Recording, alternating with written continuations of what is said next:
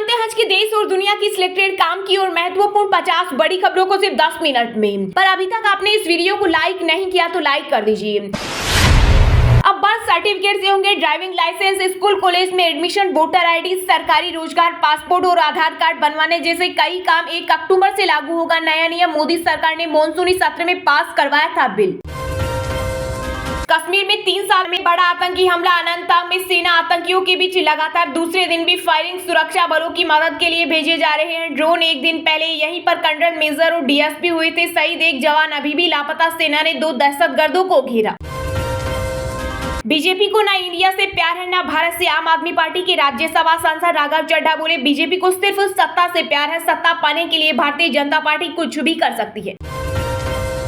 सनातन धर्म को खत्म करने के लिए बना इंडिया गठबंधन, हर सनातनी को सतर्क रहने की जरूरत। मध्य प्रदेश के बीना में प्रधानमंत्री नरेंद्र मोदी ने कांग्रेस पर बोला हमला। जम्मू कश्मीर के अनंतनाग में हुई शहादतों पर भड़का लोगों का गुस्सा, बजरंग दल ने लगाए पाकिस्तान मुर्दाबाद के नारे, सर्जिकल स्ट्राइक की मांग की। संसद के विशेष सत्र में 5 दिन बीजेपी सांसदों को रहना होगा उपस्थित, पार्टी ने जारी किया। वहीं इस दौरान संसद की 75 वर्षों की यात्रा, उपलब्धियों, अनुभव, स्मृति और सीख पर होगी चर्चा। उत्तर प्रदेश जल्द बनेगा इलेक्ट्रॉनिक गाड़ियों का हब, ईवी को लेकर बड़े कदम उठा रही योगी सरकार। इंडिया गठबंधन में पड़ सकती है दरार, हरियाणा में अकेले चुनाव लड़ेगी कांग्रेस, मध्य प्रदेश और पंजाब में भी टूट के कगार पर गठबंधन। इंडिया गठबंधन 10 टीवी चैनल के 14 एंकर्स का करेगा बहिष्कार, जिनमें चित्रा त्रिपाठी, सुधीर चौधरी, रूबिका, अर्नब गोस्वामी जैसे बड़े एंकर शामिल है। कांग्रेस बोली, नफरत के बाजार में ग्राहक बनकर नहीं जाएंगे, हमारा मकसद नफरत मुक्त भारत। राजस्थान में आज से बंद रहेंगे 7000 पेट्रोल पंप, हड़ताल के दूसरे दिन नहीं बनी सहमति, सुबह 6 बजे से अनिश्चितकालीन हड़ताल।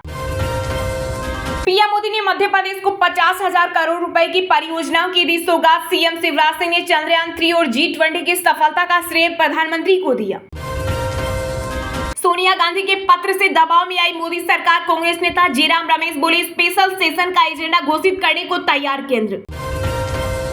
एक तरफ पीओके लेने की बात और दूसरी तरफ पाकिस्तान के साथ क्रिकेट जारी, उद्धव गुट के शिवसेना सांसद संजय राउत ने मोदी सरकार पर बोला हमला। बीजेपी के बाद अब कांग्रेस ने भी सांसदों के लिए जारी किया व्हिप, संसद के विशेष सत्र में मौजूद रहने का दिया निर्देश। पाकिस्तान को एयर स्ट्राइक का कोप, सारे आतंकी कैंप और लॉन्च पैड को एलओसी के पास भेजा, आईएसआई कर रहा ऑपरेट। शहीद जवानों के लिए व्यक्त नहीं की संवेदना, आप सांसद संजय सिंह ने केंद्र सरकार पर बोला हमला, कहा पीएम मोदी चुनावी मशीन। सिनेमा घरों के बाद अब ओटीटी पर जवान बनाएगा नया निशान, 250 करोड़ में बिके शाहरुख खान के फिल्म के राइट्स। दुनिया की सबसे बड़ी कंपनी एप्पल ने बनाया make in India plan, Chennai के प्लांट में शुरू हुई तैयारी।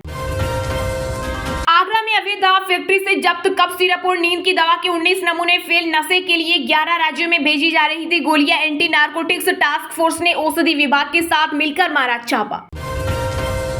इंडिया गठबंधन को सीटों के बंटवारे की चिंता नहीं, बल्कि चुनाव प्रचार समेत कई अन्य एजेंडों और मुद्दों पर काम करना ज्यादा जरूरी। आरजेडी सांसद मनोज झा के बयान से फिर उलझी सियासत।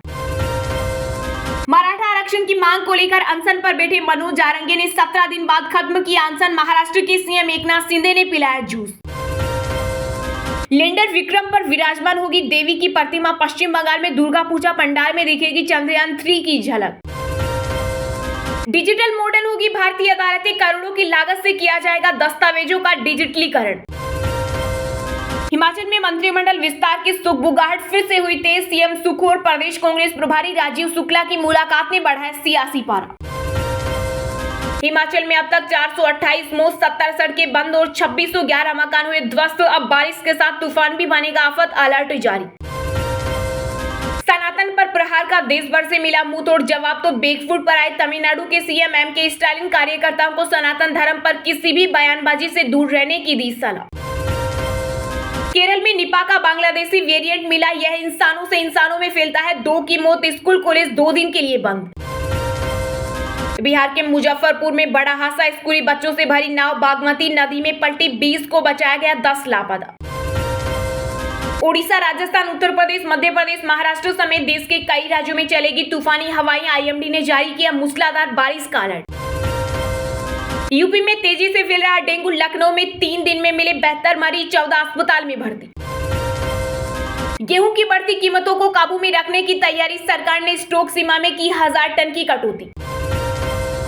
लोकसभा चुनाव के पहले इंडिया में फुट यूपी कांग्रेस अध्यक्ष अजय राय बोले, घोसी में कांग्रेस ने सपा उम्मीदवार को जिताया, लेकिन उत्तराखंड के बागेश्वर में सपा ने उम्मीदवार उतारकर कांग्रेस को हराने का काम किया।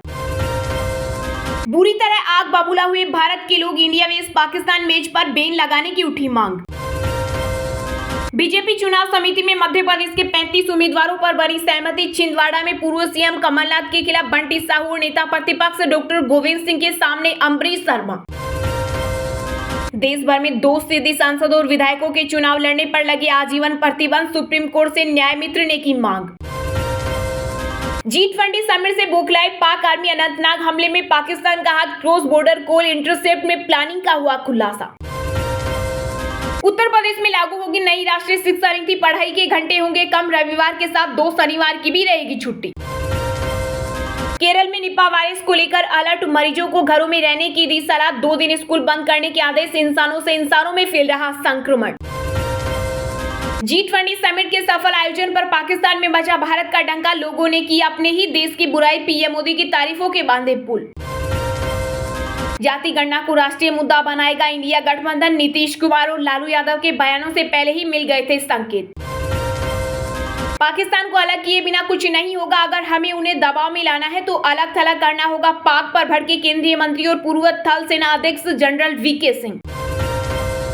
बेटे को हाथ लगाने से पहले बाप से बात कर, डायलॉग स्क्रिप्ट का नहीं था हिस्सा, शाहरुख खान के फिल्म जवान के डायलॉग राइटर ने किया खुलासा।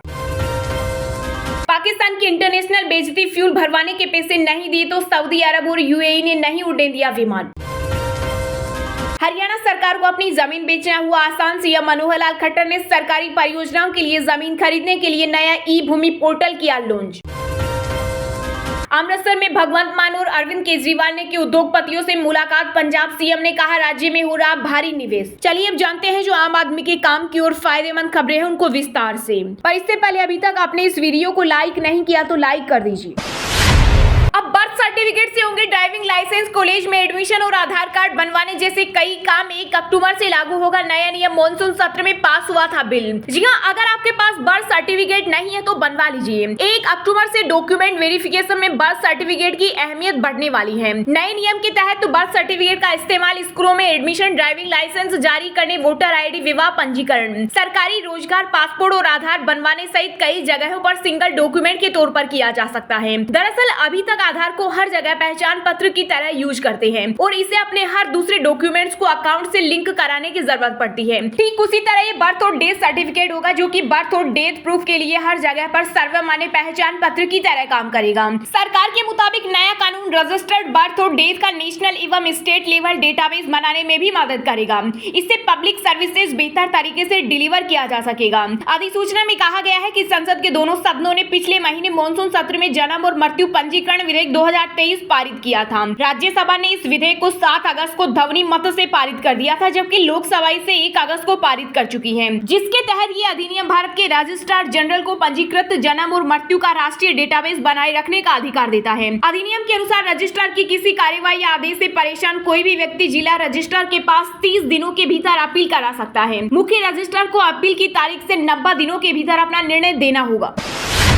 सनातन धर्म को खत्म करने के लिए बना है इंडिया गठबंधन, हर सनातनी को सतर्क रहने की जरूरत। मध्य प्रदेश के बीना में प्रधानमंत्री नरेंद्र मोदी ने विपक्ष पर बोला हमला। जी हां, देश में G20 का सफल आयोजन करने के बाद प्रधानमंत्री नरेंद्र मोदी ने मध्य प्रदेश के बीना में 50,700 करोड़ से अधिक की परियोजनाओं का शिलान्यास किया। मध्य प्रदेश दौरे पर पीएम मोदी ने बीना रिफाइनरी में पेट्रोकेमिकल कॉम्प्लेक्स और राज्य भर में 10 नई औद्योगिक परियोजनाओं की शुरुआत की। इस दौरान प्रधानमंत्री ने 26 विपक्षी दलों द्वारा मिलकर बनाए गए इंडिया गठबंधन पर भी निशाना साधा। पीएम मोदी ने डीएम के नेता उदयनिधि स्टालिन के बयान पर प्रतिक्रिया देते हुए पूरे इंडिया गठबंधन को सनातन विरोधी करार दिया। उन्होंने कहा कि विपक्षी गठबंधन इंडिया सनातन धर्म को खंड खंड करना चाहता है। पीएम मोदी ने भ्रष्टाचार पर लगाम लगाने और देश के विकास समेत भारत में सफल G20 सम्मेलन का भी जिक्र किया। पीएम मोदी ने कांग्रेस पर निशाना साधते हुए कहा कि मध्य प्रदेश में लंबे समय तक शासन करने वालों ने भ्रष्टाचार अपराध के अलावा और कुछ नहीं किया। प्रधानमंत्री ने कहा भ्रष्टाचार पर लगाम लगाना जरूरी है। G20 के सफल आयोजन को लेकर पीएम मोदी ने कहा कि G20 G20 शिखर सम्मेलन की सफलता का श्रेय 140 करोड़ भारतीयों को जाता है। पीएम मोदी ने विपक्षी गठबंधन को लेकर कहा कि इंडिया गठबंधन के लोग उस सनातन धर्म को मिटाना चाहते हैं जिसने स्वामी विवेकानंद और लोकमान्य तिलक को प्रेरणा दी। यह गठबंधन सनातन धर्म को नष्ट करना चाहता है। पीएम मोदी ने कहा कि आज उन्होंने खुलेआम सनातन को निशाना बनाना शुरू कर दिया।